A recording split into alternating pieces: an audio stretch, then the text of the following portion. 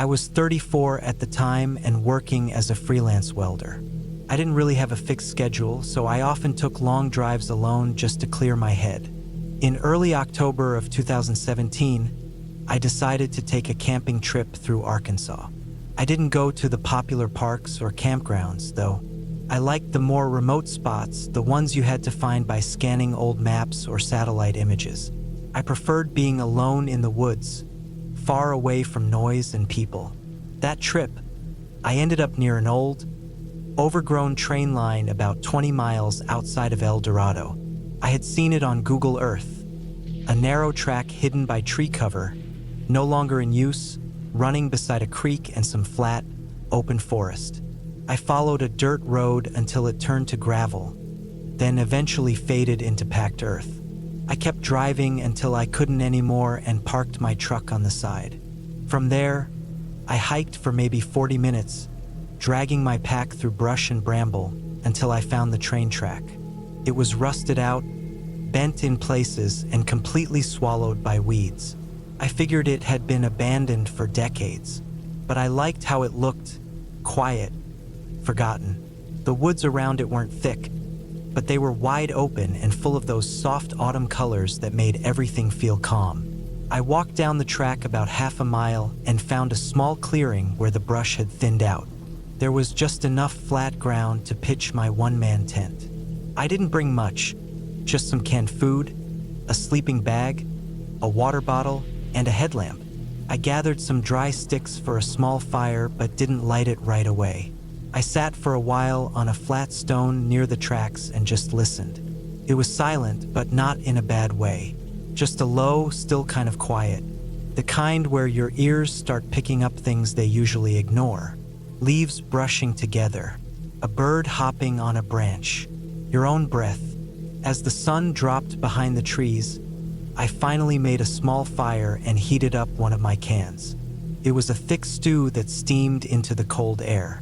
I wasn't even that hungry, but it felt good to eat something warm. After I finished, I sat back against a log and watched the flames dance. I remember thinking that it was one of the better solo trips I'd taken. Simple, peaceful, clean air. That night, the temperature dropped fast. I zipped myself into my sleeping bag and pulled my jacket over my face to keep my nose warm. I remember checking my watch before I drifted off. It was just past 10:30 p.m. sometime during the night. I woke up. I couldn't tell what time it was, but the air had gone colder and I felt stiff. At first, I thought it was just my body adjusting. I shifted inside the sleeping bag and tried to roll over, but something didn't feel right. I couldn't say what it was at first, just that kind of unease that comes for no reason. Then I realized the forest was completely quiet. I know how that sounds. People say it in movies and stories all the time like it's some kind of cliche. But when you've been out there enough, you know what natural silence feels like. You know the difference between quiet and dead quiet. No wind, no leaves moving, no bugs, no owls, no frogs. Just flat air. That's what it was. I stayed in my sleeping bag, not moving. I told myself maybe an animal was nearby and everything had frozen in response. That happens. But still, something felt different. I unzipped the bag slowly and slid my arms out. I grabbed my headlamp from where it hung by the roof of the tent and clicked it on. It worked fine, so I unzipped the flap and peeked outside. The beam of light hit the trees. Everything looked the same. My fire had died out, just a pile of warm ash now. The train track looked as useless and empty as before. But then I noticed something odd. The weeds next to the track had been flattened down. Not like wind or animals had moved through them, but like someone had walked along the side of the track, pushing the grass down with heavy boots. I thought maybe I'd done that earlier without noticing, so I stepped outside the tent to get a better look. The flattened grass went both ways along the track. Long, narrow steps, each one distinct. I followed the prints for maybe 10 feet, then stopped. There was something else. On the rail itself, on the old rusted steel, I saw fresh scratches. They weren't deep, but they were fresh. Raw metal showed beneath the rust. Someone had dragged something sharp along the side. It didn't look like an accident. It looked intentional, like a long line carved slowly along the track. I touched the cut with my finger and felt the edge, still a little warm, somehow. That made my stomach twist. There was no reason for it to be warm. I backed away and turned in a slow circle, scanning the woods with my headlamp. Every tree looked the same. Every shadow felt too still. That was when I noticed my truck keys were no longer clipped to my belt loop. I had clipped them there before crawling into the tent. I remembered the sound of the metal clicking against the buckle. I dropped to my knees and checked the ground, thinking they might have fallen off in my sleep or slipped out when I stepped out of the tent. Nothing. I checked inside the tent. Nothing. Panic started to creep in, slow and sharp. If my keys were gone, someone had to be out there. There was no other reason for them to be missing. I never misplaced them. I don't drink. I don't mess around. I'm careful about my gear. I killed the headlamp for a second and crouched low. My eyes adjusted slowly, and I listened. That's when I heard it. A faint click, like metal tapping metal. Once, then again, slow and deliberate. It was coming from further down the track, where the weeds were thickest. I stayed frozen. The clicking stopped. Then I saw a shape too tall for comfort. It was standing completely still beside the track. I only saw it because of the way the moonlight bent behind it. No movement, just standing there maybe 20 yards away. It was facing me. I knew it was. I felt it in the base of my neck. I didn't wait. I grabbed my pack and took off through the woods, away from the tracks. I didn't care where I was going. I didn't stop to grab the tent or my food or anything else. I just ran, pushing through the trees and thorns, trying to stay in a straight line toward where I thought the road was. My boots were loud on the leaves, and every crack of a branch made my heart pound harder. I ran for what felt like 20 minutes before I saw the faint glint of my truck's side mirror through the trees. I rushed up to it and pulled the door handle. Locked, of course. The keys were gone. I checked the bed of the truck, then the roof. Nothing. Then I noticed something that made my chest go cold. There was a fresh mark in the dirt by the driver's side. A footprint, big, booted, with deep tread. I turned slowly and looked down the road, back toward the woods. Nothing followed me, but I knew someone had gotten there first. I broke the passenger window with a rock, climbed in, and hot-wired the truck. Took a while, longer than it should have. I cut my hand on glass and was sweating like crazy, but I got it running. I didn't stop driving until the sun came up and I was halfway to Little Rock. I never went back for my gear. I don't camp off-grid anymore. Not since that night. I filed a report with the local sheriff's office about the stolen keys, just to cover myself, but I left out the rest. I knew how it would sound. I don't know who or what was out there, but it was real. It wasn't a ghost. It wasn't a monster. It was a person. A man, maybe. Someone who knew the woods, who knew how to stay quiet, who knew how to move fast and leave just enough trace to make sure I saw it. The scariest part? He didn't try to hurt me. He didn't chase me or threaten me. He just made sure I knew he was there. That was enough. And I think that was the point.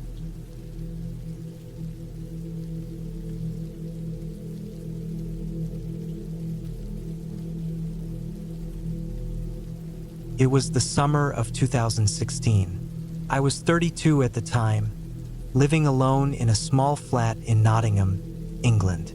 I had gotten into this habit of taking solo camping trips when work became too heavy. Being outdoors helped me clear my head. I didn't have many close friends, and honestly, I preferred it that way. I liked being alone with my own thoughts, away from traffic, screens, and people. No phone service, no noise, no expectations.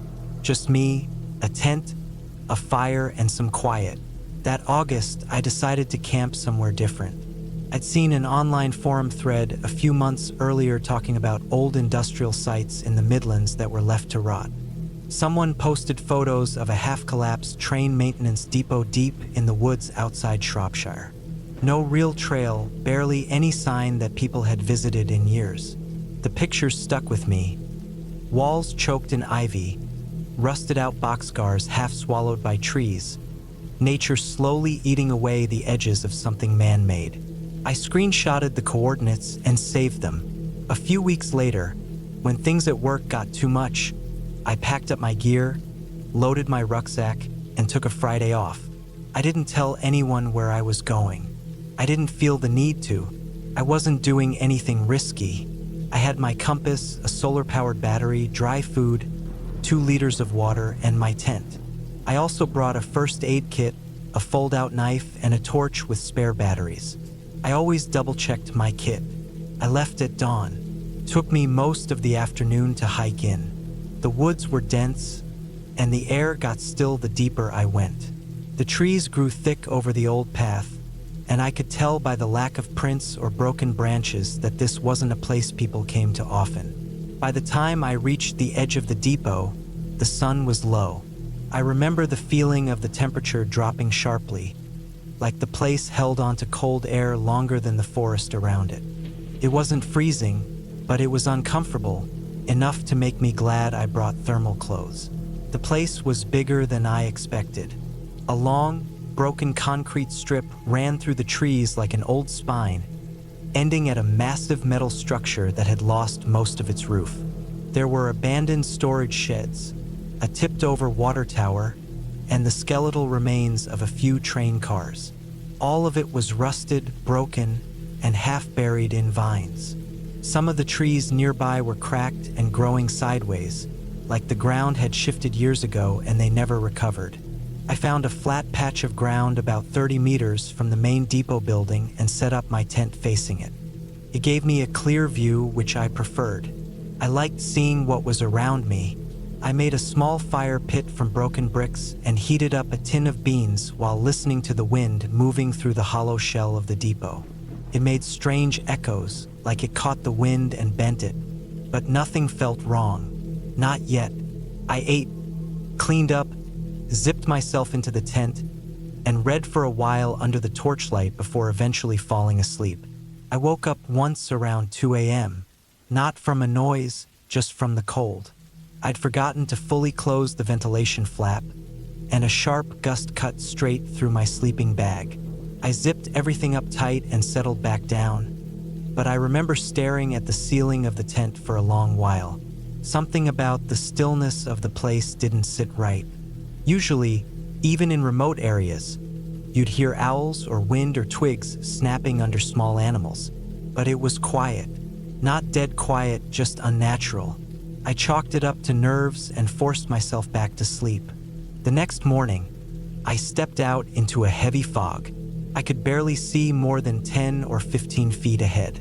The forest looked strange in that kind of light. All outlines and no detail.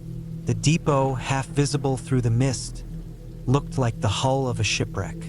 I boiled water for tea and sat near the fire pit. Something about the place was starting to feel different. Not haunted, not mystical, just watched, like the way animals freeze when they sense a predator nearby. Still, I told myself it was just my brain playing tricks. That's what happens when you spend too long alone. You get inside your own head too deep. Around midday, the fog lifted a bit, and I started walking through the remains of the depot. I kept to the open areas. Most of the buildings were unsafe, wooden beams sagging, metal stairwells rusted through. I climbed up onto the edge of a collapsed rail car and looked inside. Nothing but rotted crates and some broken equipment. Everything was falling apart, untouched for what looked like decades. But as I was coming down, I noticed something. Path in the weeds. Not a game trail, not wind movement, actual foot movement. Long grass laid flat in a faint line stretching from behind one of the sheds into the trees. I stared at it for a long time, trying to convince myself it was old, that animals had done it. But the grass wasn't dry or faded. It looked fresh, recently walked on, and there was a faint chemical smell, like engine oil or fuel, even though there shouldn't have been anything like that left in this place. I followed the trail a little ways, staying low. It didn't go far, just curved behind the collapsed wall of a storage building and ended at a hole in the ground. Not a natural hole. It looked like someone had dug it by hand. 2 feet across, maybe 5 or 6 feet deep, and covered by an old wooden pallet that had been shifted recently. There were bits of cloth and some kind of plastic tarp down inside it. I couldn't tell what it was meant for. I didn't climb in. Something in my gut told me not to. That night, I didn't sleep. I sat in my tent with the knife next to me and the torch in my hand, listening. I thought I heard something around 3 a.m., the sound of soft crunching. Not fast, not loud, just slow steps, something stepping over dead leaves. They came from the direction of the woods and paused right near the fire pit. Then nothing. No retreat. No sound of walking away, just stopped. I waited for maybe an hour, not moving, barely breathing. Then I heard a soft scrape, metal against metal, like something brushing the edge of one of the train cars. My hands were shaking. I don't scare easy, but this wasn't fear from imagination. This was different. I kept waiting for some kind of reveal, for a flashlight beam, for a voice, for a sign that it was just a person. But there was none. By dawn, I came out of the tent and looked around. There were no prints, nothing out of place, but my fire pit had been disturbed. The stones had been rearranged. One was stacked neatly on top of another, almost like someone had deliberately made a small tower out of it. That wasn't me. I don't do things like that. I don't leave signs. I pack in and pack out. Always. I didn't eat. I packed my gear fast and didn't even fold the tent properly. I shoved everything into my rucksack and left. I followed my own GPS trail back out through the forest without stopping. Not to drink, not to rest. I made it to the road by late afternoon and flagged down a truck. I didn't say anything to the driver other than where I needed to go. When I got home, I deleted the coordinates and the photos. I've never gone back. It's been years, and I still don't know what I walked into out there. There were no signs of squatters, no real shelter, no food wrappers, no trash. Just that trail, that hole, and the sound of something or someone moving slowly around my camp in the dark. Something that didn't run, didn't speak, and didn't leave a single trace except for the rearranged stones. People always say the woods are empty, that nature doesn't care. But that place, it wasn't empty. Something was using it, living in it, or maybe just watching it, watching anyone who stepped inside it. And I don't think I was the first.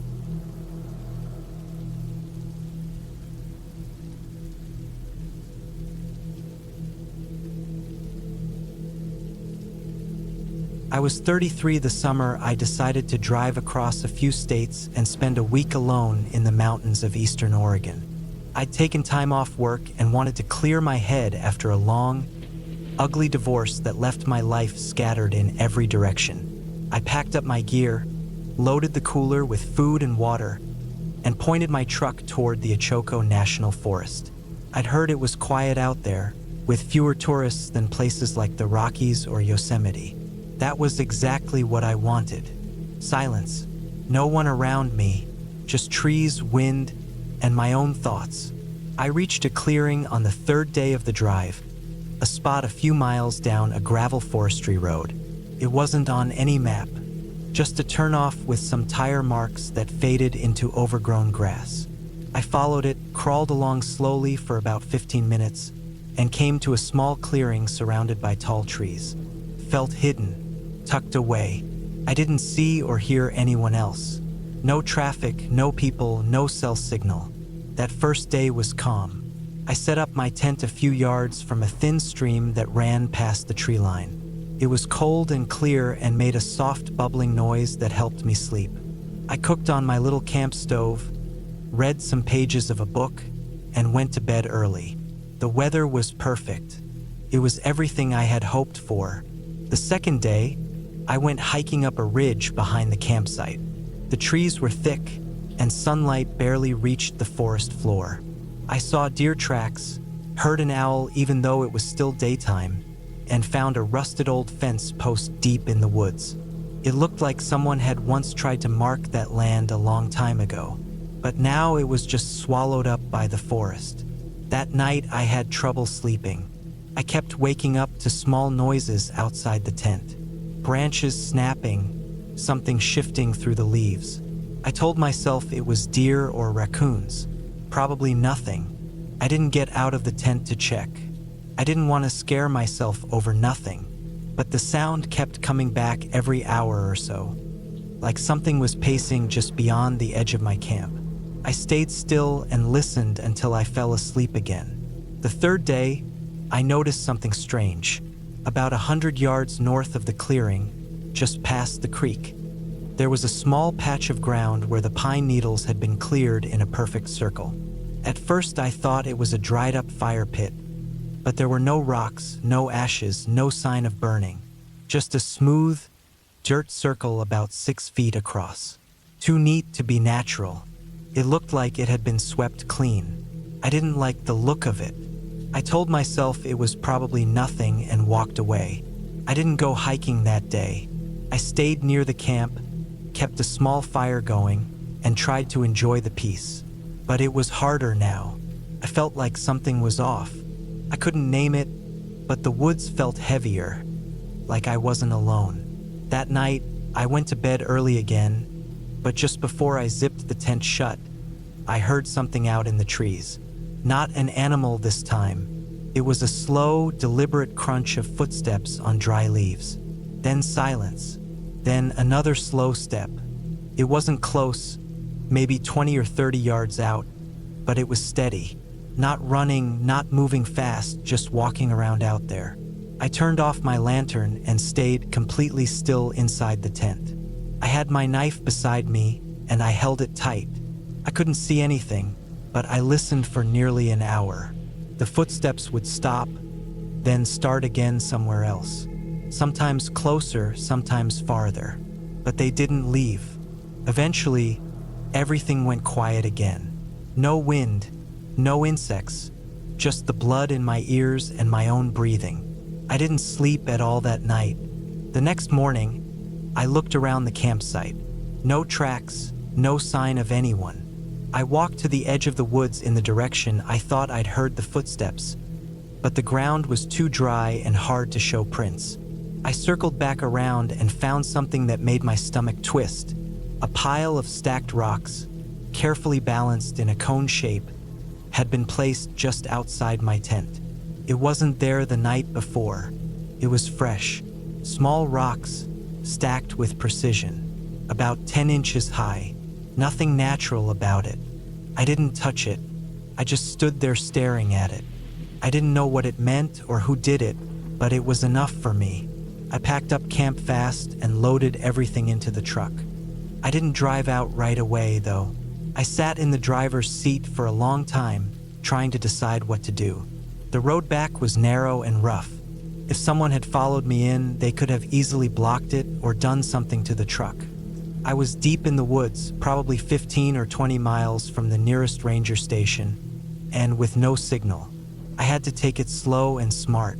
As I pulled onto the forestry road, I glanced in the rearview mirror and saw someone standing at the edge of the clearing, far back, just past the trees.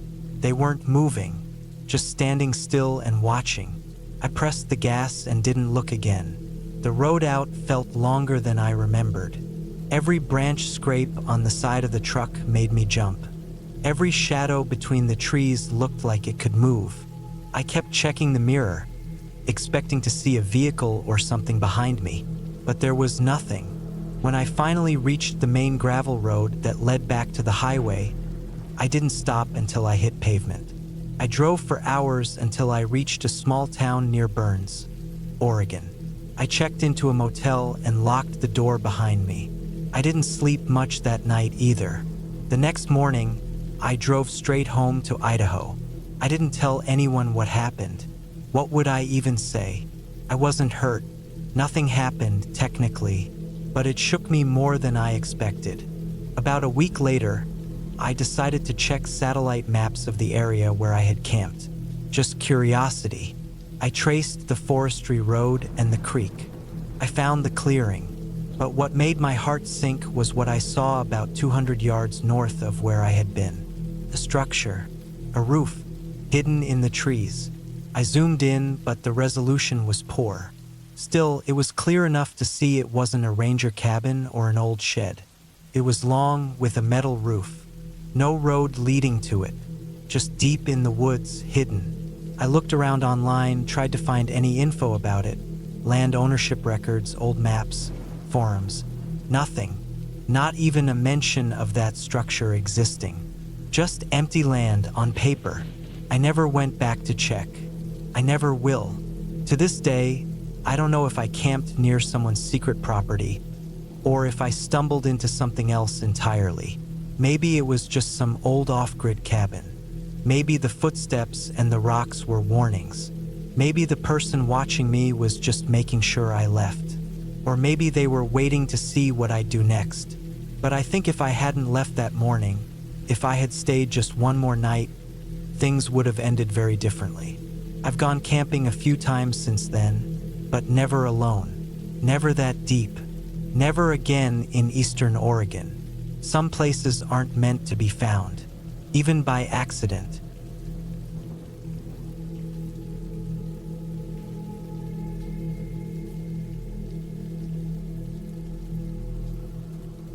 It was the summer of 2019 when I decided to take a solo camping trip through the Northumberland countryside.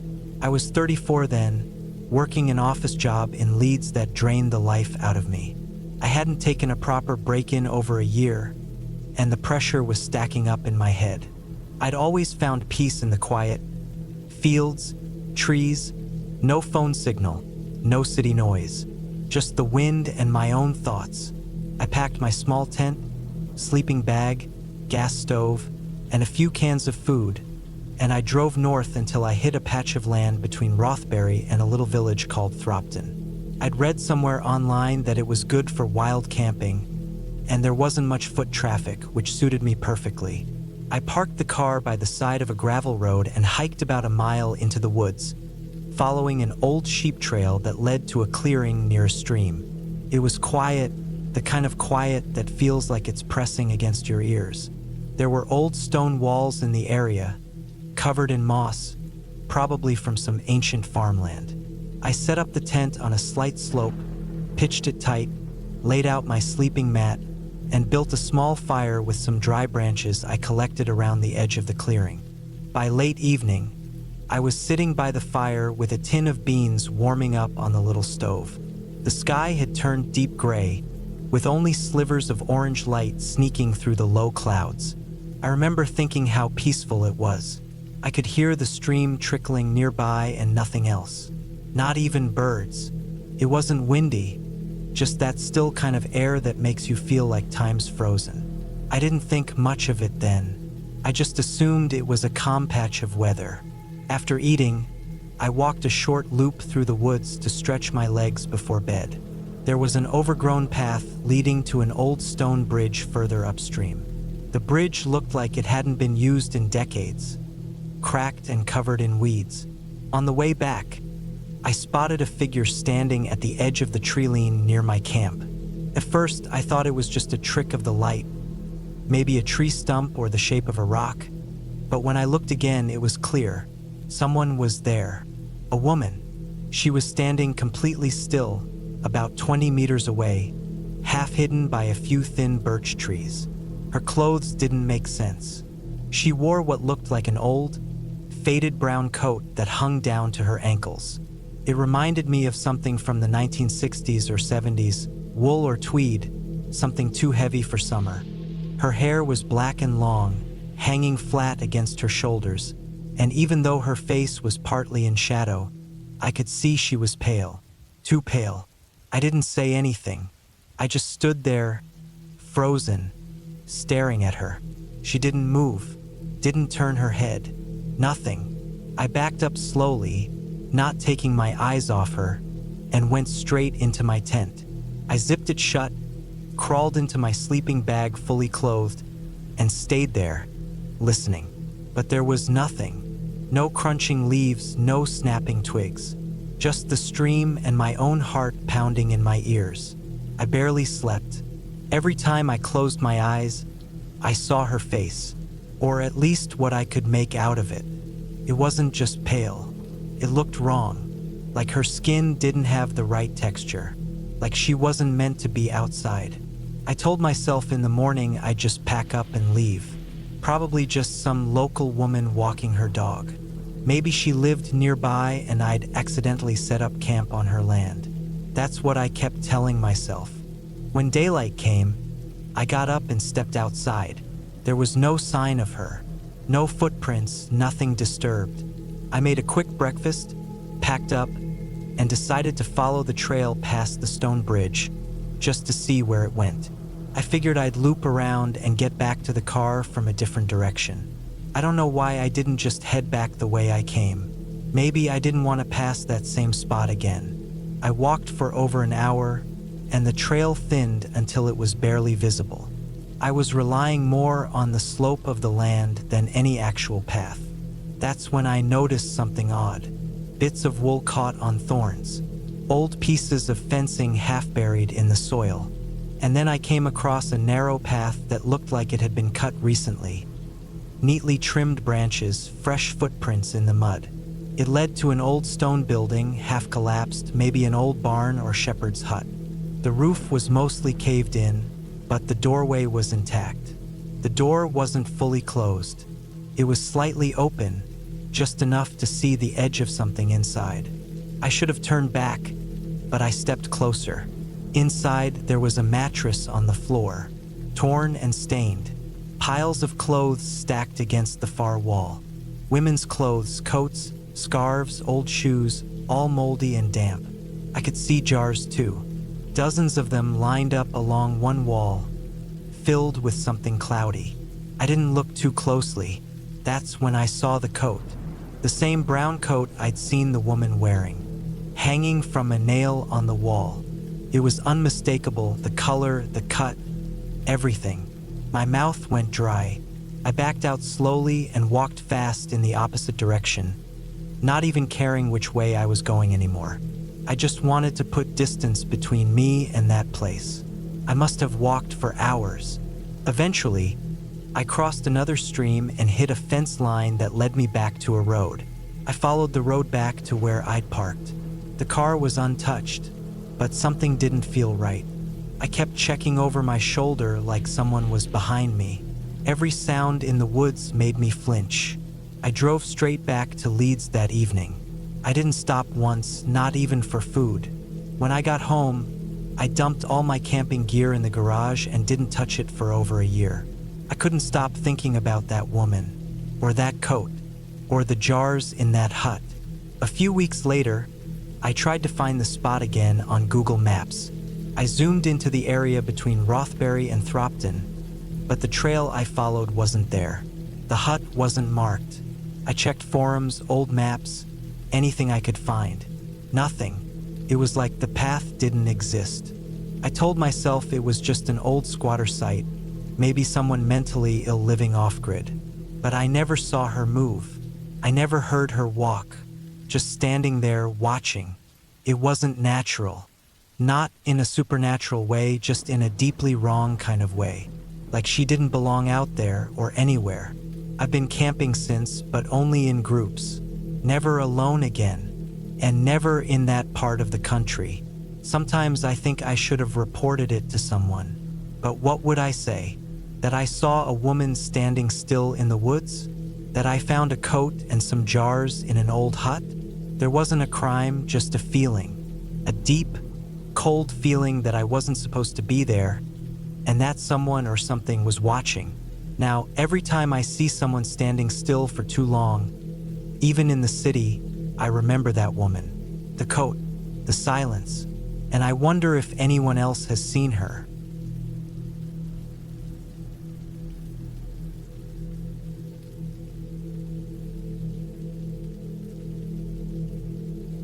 I was 27 the summer I decided to camp alone in an old graveyard just outside of a tiny village in Wales called Glanaber. It was the kind of place most people only drove through, a patch of gray stone cottages surrounded by endless green hills and narrow, crumbling roads. The year was 2017, and I had taken 2 weeks off work to hike across parts of the country with nothing but a pack, my tent, and my camera.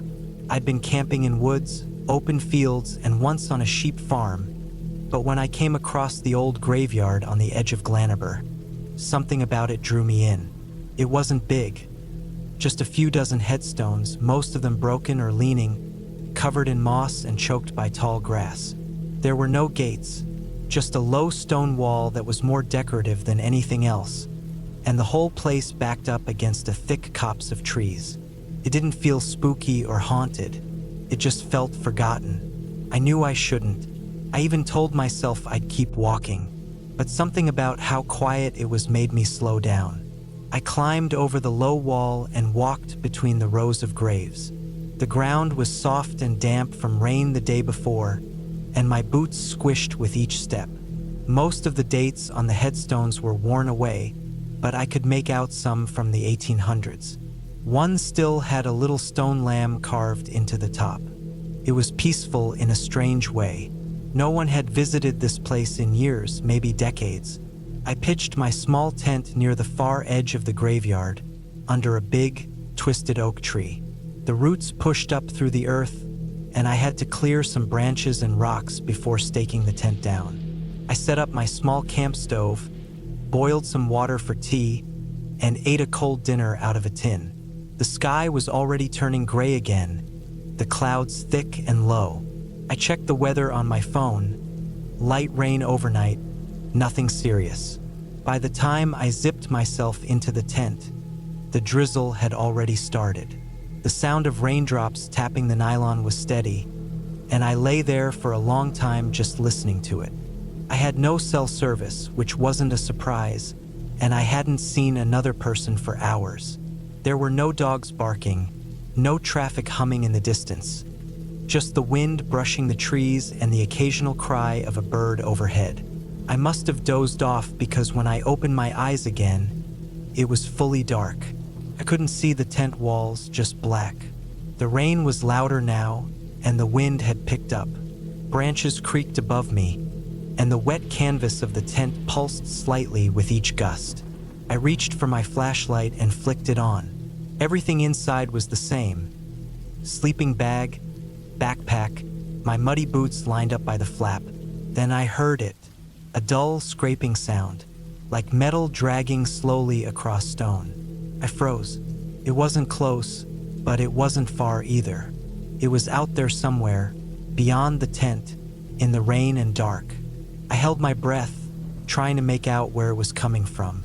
It stopped for a second, then started again, soft and slow, like something being pushed or pulled across the wet ground. I clicked off the flashlight and listened harder.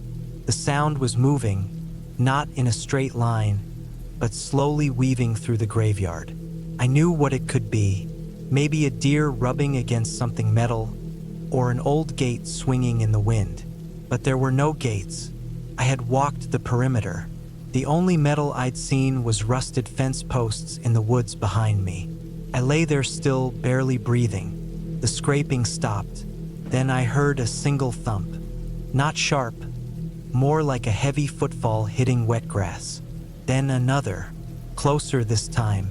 I sat up slowly, reached for the small knife I kept in my pack, and held it tight.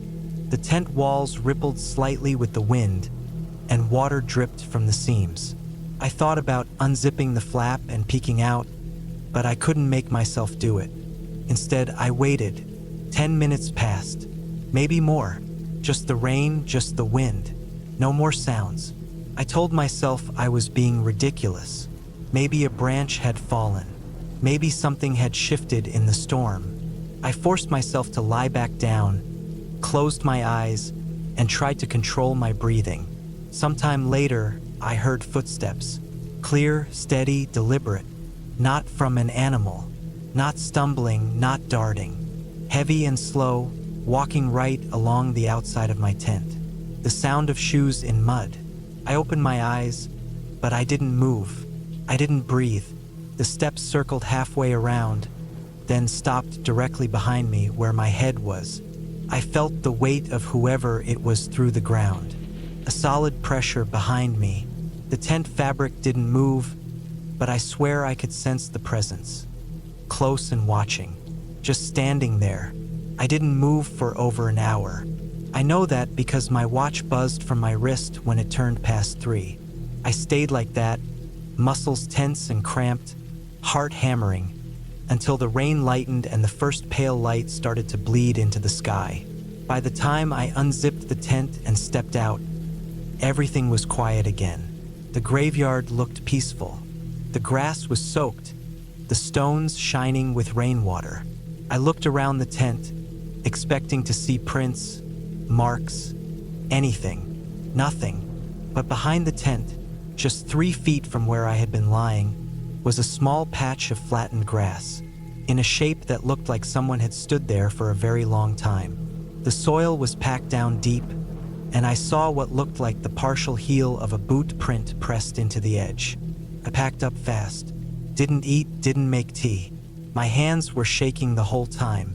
I didn't want to turn my back on anything. I kept glancing over my shoulder, half expecting someone to step out from behind a headstone. But no one ever did. When I climbed over the wall and back onto the road, I didn't stop walking until I was a mile out of Glanaber. I didn't tell anyone when I got back. I deleted the photos I had taken in the graveyard. I don't know why. Maybe I felt like keeping any record of that place was inviting something to follow me. I still don't know what happened that night. Maybe someone was living rough in the woods. Maybe it was just bad timing.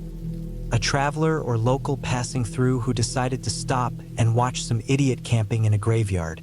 But I've thought about it for years now, and nothing explains the way that person, if it was a person, moved, or why they stood behind my tent, not saying anything, not doing anything, just standing. I haven't camped alone since. Not in a graveyard. Not anywhere. I still hike, still take my camera out.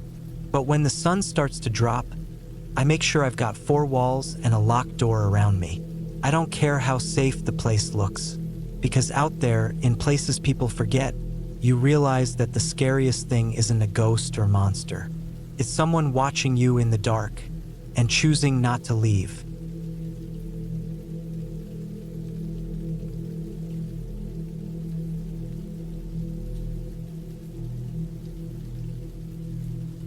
It was in late October of 2017 when I decided to go camping alone in a quiet part of Western Oregon. I had just turned 34, and things weren't going great for me at the time. I had lost my job 2 months earlier, and everything felt like it was falling apart. I needed space. I needed to be alone for a few days to think without anyone bothering me. That's why I chose a spot deep in the woods near an old logging road that most people didn't even know existed. It wasn't a marked campground or anything official. I found it on an old online forum where a guy mentioned this clearing next to a small creek, tucked about 8 miles off the main road, and how it was the quietest place he'd ever been. I borrowed my cousin's old truck, packed up my tent, sleeping bag, and a week's worth of food, and made the drive early on a Tuesday morning. The air smelled like damp pine the moment I rolled down the windows. The road leading up to the spot was muddy and narrow, winding between thick trees that felt like they were closing in the deeper I went. When I finally reached the clearing, it was everything I had hoped for. No other cars, no noise, just the steady sound of the stream and the breeze moving through the trees. I set up my tent just before the first bit of rain started. Nothing heavy, just light drops tapping the top of the canvas while I fixed myself a quick meal and unrolled my sleeping bag inside. The ground was soft from earlier rain, but not flooded, and I had a small tarp under the tent that helped keep it dry. The first night passed quietly. I fell asleep to the sound of rain and woke up early to the sound of birds and the faint rustle of trees. I spent the day walking around, exploring a few animal trails, and even found an old moss-covered structure that looked like it might have been part of an old logging setup. Rusted metal and rotting wood, mostly caved in. I didn't go inside, just walked around it and took a few photos. It felt like a place time forgot, and I was fine leaving it that way. The second night was when the weather turned worse. Around 6 in the evening, thick clouds rolled in fast. The wind picked up, and soon the rain was falling harder than it had all day. I cooked inside the tent using a small gas burner, careful not to tip it. I had my headlamp on, and outside the light, everything was pitch black. The rain hitting the canvas was so loud I could barely hear anything else. That's probably why I didn't notice at first what I thought later might have been movement outside. Around midnight, I woke up suddenly. I wasn't sure why at first. The rain was still pounding, and the wind pushed hard against the side of the tent. But I had that feeling in my chest. Something was off. My breath was shallow. I didn't hear anything specific, but it was like a switch had flipped inside me, and I knew I wasn't alone anymore. That strange gut feeling. I stayed still and just listened. The tent walls rippled with wind, and water ran down the sides in sheets. I turned off my headlamp and sat in the dark for a few minutes, letting my eyes adjust. I pressed my ear close to the fabric on one side and waited. Then I heard it. Not the rain, not the wind. It was the sound of something or someone, stepping through wet ground, slow and deliberate. It wasn't an animal. I've heard raccoons, deer, and even coyotes before, and they move differently. This sounded like 2 feet, human steps. I froze completely. I didn't know if I should call out or just stay silent, so I did nothing. I reached quietly for the hatchet I kept near my sleeping bag and gripped it tightly, heart racing. The footsteps stopped. I waited. Then I heard them again. A few steps to the left, behind the tent now. Still slow, still heavy. There was no reason for anyone to be out here. No campsites nearby. No trail access. I hadn't seen another car in miles.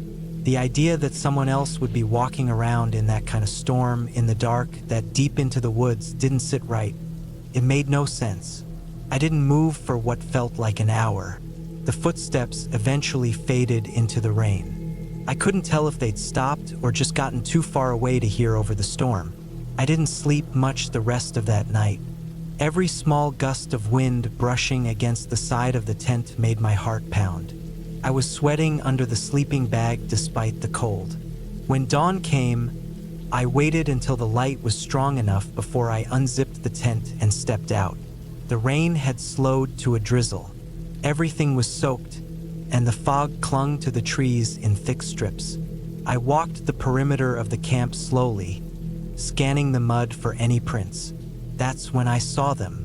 On the far side of the tent, maybe 5 feet away, were clear tracks, boot prints. Not huge ones, maybe size 10, but they were deep and the stride matched a slow walk. They stopped close to the tent wall, then turned and disappeared back into the woods. There were no other tracks around. No prints leading in from the road. Just the set that circled me and left. That meant the person had come through the trees. I packed everything as fast as I could. I didn't eat. I didn't even take down the tarp properly. I just stuffed it all into the truck and peeled out of there, tires spinning in the mud. I didn't stop until I hit the main road. I didn't even feel safe then, not really. My hands were shaking, and my stomach was tight the entire drive back. I didn't report it. What would I have said? That someone walked near my tent? That I heard footsteps and found tracks? No crime had been committed, but I know what I heard. I know what I felt. That wasn't someone hiking through. That wasn't someone lost. That was someone who came there during a storm at night without a light and stood just a few feet away from where I slept. They never said anything, never knocked, never tried to get in. They just watched. After that, I didn't go camping alone again. Not because I was scared of the woods or animals or even the dark. I was scared of people, of the things they do quietly, of the fact that someone might go deep into a forest during a storm just to stand outside a stranger's tent in silence. That thought has stayed with me ever since.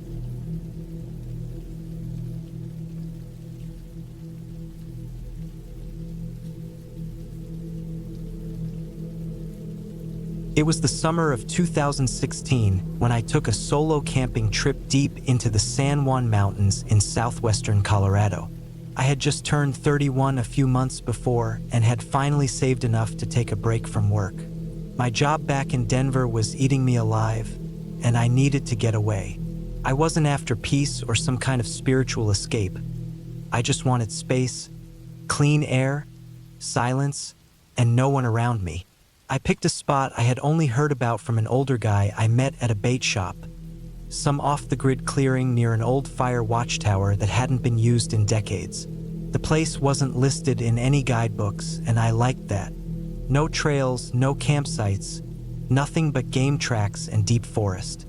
I had to park my truck on a dirt road and hike nearly 4 miles in with all my gear. The weather was dry, the sun was strong, and the trees were thick with that dense summer scent, pine, dust, and earth. I pitched my tent in a clearing just wide enough to get some light, surrounded on all sides by tall trees and heavy undergrowth. No phone signal, no noise, not even the hum of an airplane. It was perfect. The first day went smoothly. I hiked, made a fire, cooked some beans and jerky, and sat by the flames until late. The silence was heavy but comforting. The only sounds were the occasional crack of branches far off or the soft flutter of moths around the fire. I slept easily that first night. On the second day, I decided to explore the area more. I followed some animal trails, went uphill toward the ridge, and tried to find a good vantage point. The forest was deep and tangled, and at times I had to push through thorny underbrush and fallen branches. I remember noticing how quiet it was, almost too quiet. No birdsong, no squirrels running through the leaves, just stillness. I brushed it off. Maybe the animals had moved deeper due to the heat. Around late afternoon, I came across something strange. There was a narrow game trail that looked more like a path worn down by something big. Not deer, something heavier. It wasn't just the width that caught my attention. It was how the trail cut unnaturally straight through the trees. I followed it for maybe 15 minutes before I found the remains of what looked like an old camp. A rusted tin can, scraps of tarp, a pair of broken sunglasses. Everything was sun-bleached and old, probably years since anyone had been there. But what really unsettled me was the pile of bones near the tree line. Not human, I told myself, probably elk or deer, but they were scattered strangely, and some had clear knife marks on them. Not the kind from a hunter who was processing meat. These looked rough, almost frantic. That night, I felt different. I couldn't explain it. I didn't hear anything unusual at first, but there was a pressure in the air, like something was watching me from just beyond the tree line. My fire crackled loud in the silence, and every shadow seemed to move in ways that didn't feel right. At one point, I thought I heard someone walking near my tent. Heavy steps, slow and deliberate, but when I stepped out with my flashlight, nothing was there, just trees and the quiet. I barely slept. On the third day, I hiked back toward the old camp, partly out of curiosity and partly because I wanted to prove to myself there was nothing wrong. It was just some old forgotten place. But when I reached the spot, the bones were gone. All of them, completely cleared. No sign of scattering, no drag marks. Nothing. That hit me harder than I expected. Bones don't just disappear. I looked around for any signs, paw prints, claw marks, anything. I found a few broken branches heading deeper into the woods, so I followed. I shouldn't have. About half a mile in, I came across a clearing. And in the center, I saw something I still struggle to describe. A tall figure, too tall to be normal, crouched low, its back to me. It looked human, but the proportions were all wrong. Its arms were long, too long, and its shoulders were hunched in a way that didn't look natural. It wasn't doing anything, just crouched, almost like it was listening. I didn't move. I didn't breathe. After a few seconds, it stood, slowly. Not startled, not panicked, just slow and smooth. It turned its head slightly toward me, not fully, and I saw its profile. It was like a man's face, but stretched, slack, pale, and long like something wearing skin that didn't fit right. I stepped back, careful not to break a branch. But I did. A single snap under my boot. Turned fully then. I ran. I didn't care about direction, didn't think about the trail. I tore through the brush, arms scratched and legs burning. I ran until I collapsed in a ditch, breathing hard, heart thumping in my ears. I stayed there for an hour, maybe longer. When I finally had the strength, I made my way back toward camp, using my GPS as best I could. When I got back, my tent was ripped open, not slashed, ripped. My gear was thrown around. My food was gone. Not eaten, just gone. My flashlight was crushed like someone had stepped on it with full force. My boots were missing, and right in the center of the clearing, there was something that made my stomach turn. A dead rabbit, fresh, gutted and placed neatly on top of my sleeping bag. I didn't stay. I packed what I could in less than 5 minutes. Left the rest. I hiked in my socks for miles until I reached the truck. By the time I got there, it was nearly dark, and I didn't stop driving until I hit the first gas station hours later. I didn't talk to anyone. I just drove all the way back to Denver that night. I didn't tell anyone about it for months. When I did, I didn't call it anything. I just said I saw something in the woods, something I couldn't explain. People tried to say it was a bear, maybe someone messing with me. But bears don't leave rabbit guts in your tent, and no one hikes that deep into nowhere to screw with strangers. I later read about stories from that area. Old stories from the native tribes about things that can wear your skin, things that move like people but aren't. The word skinwalker came up more than once. I don't know if that's what I saw. I don't want to know. I haven't camped alone since.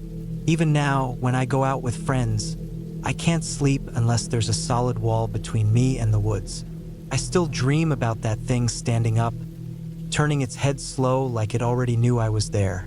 Not surprised, not afraid, just waiting. And sometimes when I drive out of town, I swear I see something in the trees just off the highway. Still, watching, quiet, waiting.